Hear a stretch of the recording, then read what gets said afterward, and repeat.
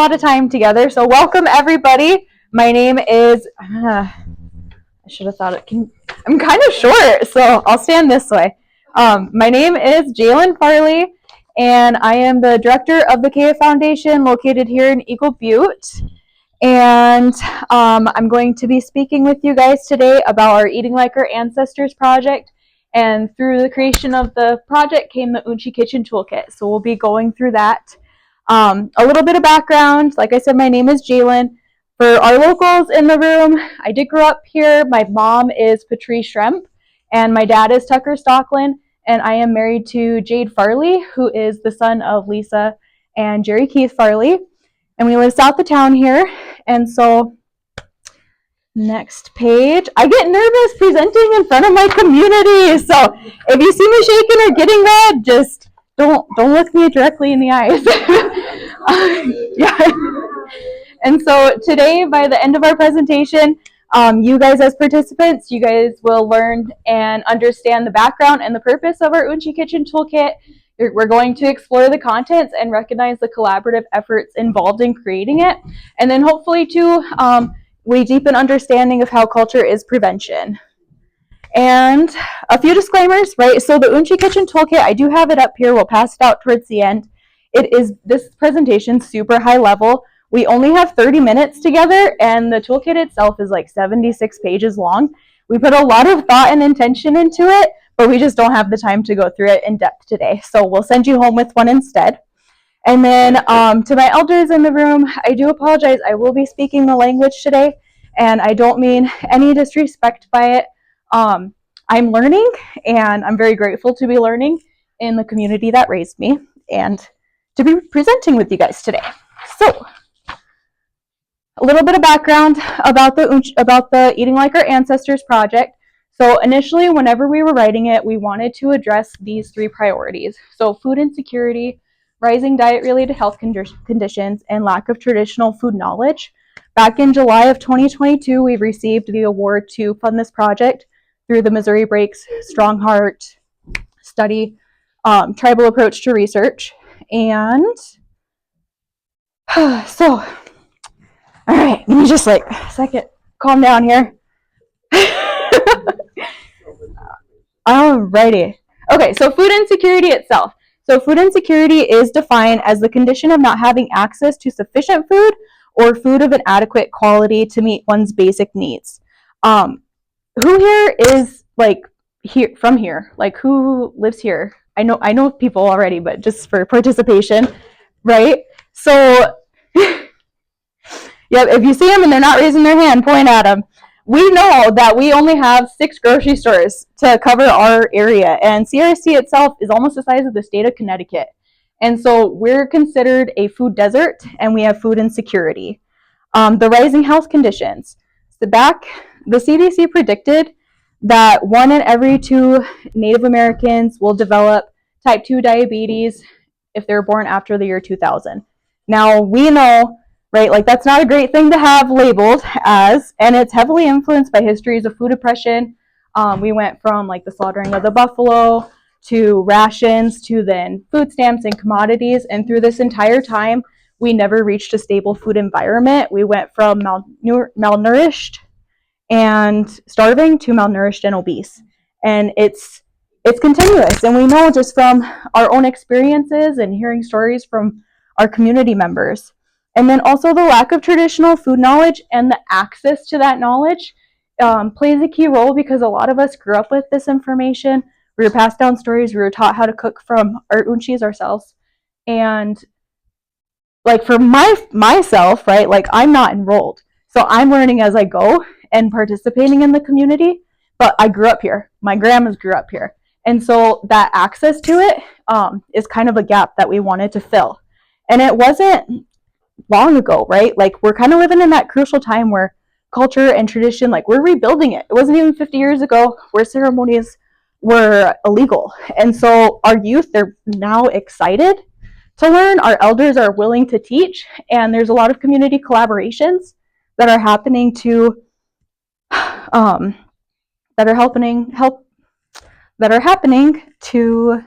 increase this knowledge.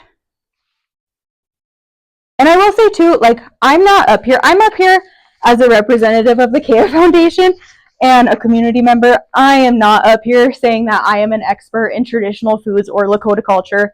Like I said, I'm learning, and we'll get into more of the collaboration of everybody who took part in the toolkit. But really, I was just kind of the go-between of all of the knowledge keepers and learners to put, excuse you, to put it together for the toolkit itself.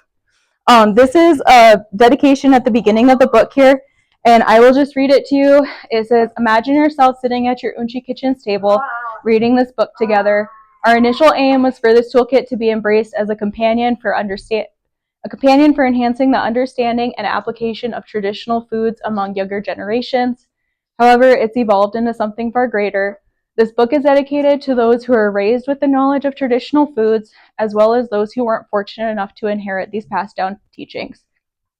It's for both the traditional and non-traditional Tioshbe, and for anyone eager to delve into the rich world of traditional Lakota foods. So these are some of the elders and knowledge keepers that we worked with. We partnered with Medicine Wheel Village, and we worked with some elders there, and then also community members too. And so we worked with 12 in total, and this map is just kind of a representation of Cheyenne River where they grew up. And we worked with youth. Connie Hine, she was a sophomore at the time whenever we were gathering all the artwork for the toolkit. She was at CEB schools. And then EJ Sands, he was also at CEB. He was a 6th grader at the time. And they did an amazing job. Like, these larger ones, these are EJ's. And then this is the Connie's here, EJ's. So they did so well. I was so impressed with them. And what we did at the end of it is we also recognized them. That's a big piece. And we worked with them at their award ceremonies at the school. And then we provided them with like a whole deal of art supplies, and so they can continue honing their skills. Not that they need it, because they did awesome already. We also worked with community members and partners. So elders and youth, we worked with Ann Stocklin at IHS. She's a registered dietitian. And so she put together all of the different health benefits. So heart health, all the way to proteins and vitamins that come from natural resources. We also worked with like knowledge keepers and learners. We presented to the Missouri Breaks Community Advisory Board. And we also worked with the Difference Makers Cares Access team. We got hooked up with them through Missouri Breaks, and they did a lot of the stuff that I've never done before, right? Like the toolkit itself, it came out so beautifully, and the Difference Makers Cares Access team were the ones who helped with like the graphic design. They also came to town here. They were really passionate about the like food and traditional health. And so we did some recordings with Karen and Joette Lee's daughter, January, and Dave West Sr., and we did a Wasna and Wujapi video.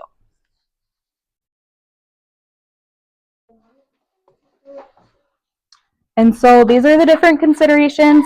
Like I said at the beginning, we put a lot of intention and a lot of thought in this. What was supposed to be a 1-year project turned into 3, and we're just now getting the prints and out to the community. But I think that just goes to show like how much work was done into it. One thing I've learned from Karen and Dana and Dave whenever we're cooking, and like you can't get stressed out, and you can't, you're making medicine, and so you need to keep good thoughts and good intentions, because people who are eating it will receive those. And so I just keep thinking about that, because my type A is like, oh my gosh, it was supposed to be done 2 years ago. But the project itself, like, it wouldn't have turned out so beautifully if it was done within that time frame. And so I'm learning lessons as I go. But these are some different things that are throughout it. We have harvesting timelines, different historic details and oral stories, health benefits, different procedures, like anything from if you're harvesting choke cherries, like long socks, watch for snakes, get permissions, to even like don't over harvest, respect the plant, they're providing for you. Elder quotes, we did include Lakota to English translations for those who are still wanting to learn the language, and discussion questions, because we're also putting this out in the schools so that the teachers can use it as part of the curriculum if they wanted to, or if you're just sitting at the kitchen table and you wanted to quiz out your Takoja, you can too. And then a QR code for website or video access, because it takes you right to our webpage, and in there are all of the interviews that we did.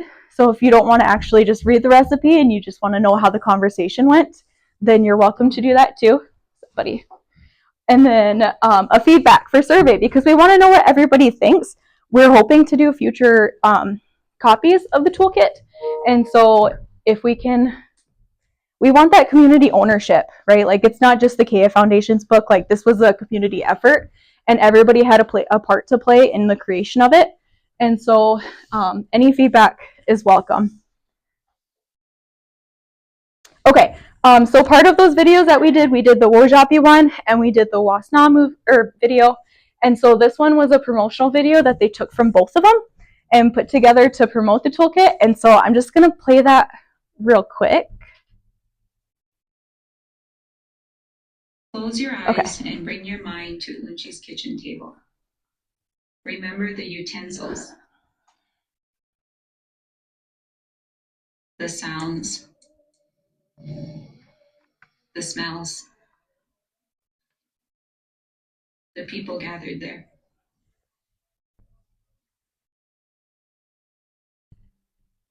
Unci's Kitchen is a journey back to our roots. A collection of stories, recipes, and sketches from elders and youth of the Cheyenne River Sioux tribe. This book is a companion for those who cherish traditional foods and for those eager to rediscover them. It bridges generations, connecting families and communities.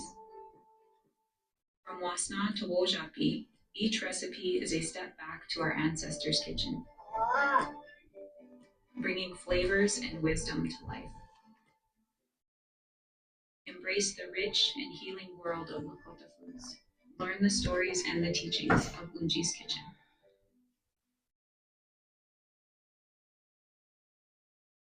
And so that's one of the videos that the CARES Access team helped us create and put together.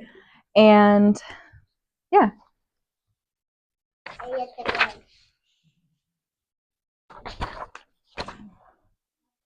I wanted to include the index just because the table of contents, it doesn't give a lot because there's only 6 titles, but there's really so much within each of those here. And just a thank you that's as at the end of the book. So Wupilatonka, we began as a simple toolkit, has really blossomed into something far greater thanks to our community and our partners and our helpers' unwavering support. This book is dedicated to all who cherish traditional foods, whether inherited or discovered.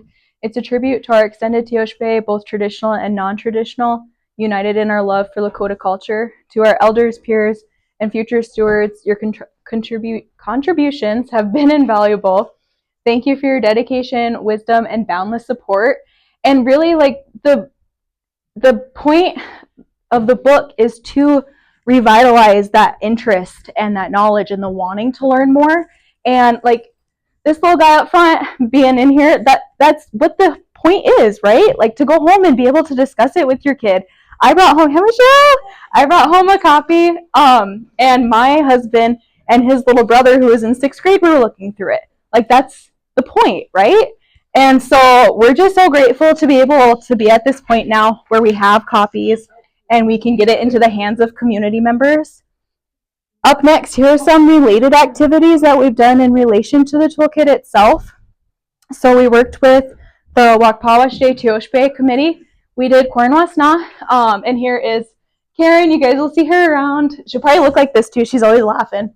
And then, and then the Ray Red Horse here, and we did Corn Wasna with them. And then we also have a natural helpers group at the school with the KF Foundation, and so these are some of our students, and we took them up to do preschool, and we made choke cherry patties here, and we got blah meat for papa and then this is what they used for snacks at their Charlie Coalition Shinshasha harvest. And so it was really cool to be able to have that full circle loop of within these three of being like preparing for the harvest and then going on the harvest, and then we did some other stuff too afterwards, but it was a lot of fun. And moving forward, we want to continue to build on this too. It's been one of my favorite projects so far. It's stretched me as far as project management, right? Because like I'm very, let's get this done, let's get it done right, and let's get it over with. And I think I've grown a lot because of this project and being able to interact with our community members and our elders and just being in that communication with everybody. And we've had a lot of really great feedback so far from different decision makers and partners, and we're hoping to get some more publications made. So any feedback, please bring them through. What else? Okay, up next, culture is prevention. Oh, I double clicked. Culture is prevention. So this is something that we all know, probably if we're in this room. It's just now getting to the point where, because we're a nonprofit, so we do a lot of grant writing, where funders are understanding like, oh yeah, you already have this thing that works. Why not keep doing it instead of looking for something that's bright and shiny and new and we don't know if it works? And it really is so, and we've seen it through using this toolkit with our natural helpers in our community activities. And I think one of my favorite things about this is a lot of documents about Native American culture and traditions and people, they're usually research papers or history books, and they're usually not accurate. And so this is something that was literally made for the community by the community, which I think is so powerful. And it's starting conversations across those generations. It builds confidence in our youth identity. So our kids, they're told a lot about what they are, a lot, our adults too, about who they are, where they come from, how they should feel about it. And this kind of lets them decide their own decision on how they feel about being Native, about being from the res, about about learning about their culture. And I think it shows that they could really be proud of it for these to still be here today, for this information to still be a piece of the conversation and not a piece of history that they're talking about. Like it's real time. We had, I'll pick on Michelle since she's here, but we did our Wakia Glipi in March this year, returning of the Thunder ceremony. And it was so much fun for me personally, being able to, like timeline wise, we finished this, we got the prints, and then I was helping in the horse trailer cook the rest of the day. And we were cooking taniga and bapa soup, and so it was a lot of fun to get that feeling. I don't know, and I liked it. I was not expecting to like taniga, but I did. And what else? It's a protective factor against risk. I don't know how many people are like in the realm of prevention and prevention science, but essentially what it is it's introducing programs or efforts to decrease risk while also providing protection against those risks. So it's like a dual system. And really that's what this does so much, because if you think about it, if this resource encourages our youth to dive deeper, like if they've never heard about traditional foods, or they've never tried it, or they've never like seen paper about it, then if this encourages them to get deeper into that information, and they're proactively trying to reach out to people, like maybe they show up at the cultural center's arts and crafts night and they're like, hey, do you guys cook this food, or how can I make wojapi at home, or they're just seeking out that knowledge. It shows that they're interested in it, and it provides that protection because they're bonding to something that's positive. Okay, I won't make you guys participate anymore, I promise, but like raise of hands, how many of you have like taught how to cook, or like usually if you're an Unci, like bake cookies, right, with your grandkids? Raise a hand. Okay, right? And so whenever you were doing it, for example, did you show them like, okay, this is the recipe, or this is what we're making, and how to crack the egg and turn on the oven, right?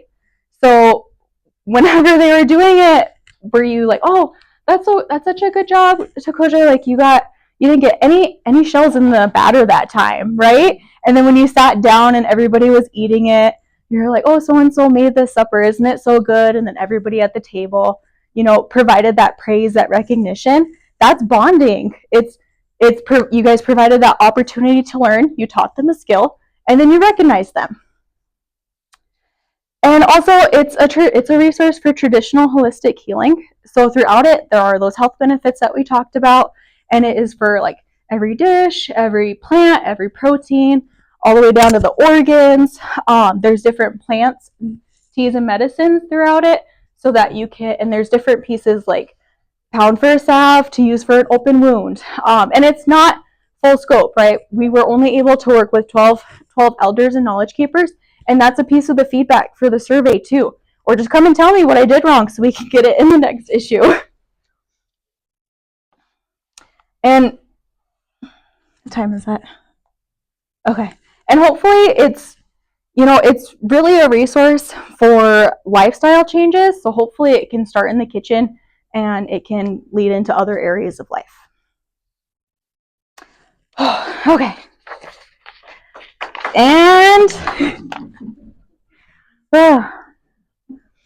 all right, so thank you guys all again so much for joining me today. I'm sorry, I thought I needed more coffee before we started, and then everybody came in, and I got hot, and I was like, oh, okay, maybe I didn't need that. But I'm really glad that you guys chose this presentation to come and join us with, and I hope you guys enjoyed it. The toolkit, so this QR code, it takes you right to our Unci Kitchen toolkit page on the website. And it's actually the toolkit itself. If you're not able to get a book copy or you got relatives that aren't able to pick one up, it is online too, because we wanted to make sure that it was available to everybody who wanted it. As part of a request from many of our elders, we're not selling it. If you're with a school or an organization that wants to purchase in bulk, you're welcome to. If you want, I would work as like a third party and you would just pay what it costs to get it shipped directly to you. And we do have a few questions, or a few minutes for questions. And if you guys want a toolkit, you're welcome to come up. Actually, we can just pass them around. Maybe that would be easier. And then